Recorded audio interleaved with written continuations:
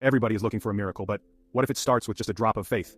A desperate widow approached Elisha in 2 Kings 4, fearing her sons would be taken as slaves by her creditors. Elisha, with compassion in his eyes, asked her, "How can I help you? Tell me, what do you have in your house?" She replied, "Your servant has nothing there at all, except a small jar of olive oil." Elisha then instructed her, "Go around and ask all your neighbors for empty jars. Don't ask for just a few. Then go inside and shut the door behind you and your sons. Pour oil into all the jars, and as each is filled, put it to one side." The widow, determined and hopeful, did as Elisha had said. She and her sons went from house to house, gathering as many empty jars as they could. Once they returned home, they closed the door behind them. She began to pour the oil from her small jar. To her amazement, the oil kept flowing, filling each jar one by one. Her sons brought her another jar and she filled it. "Bring me another one," she said to one of her sons.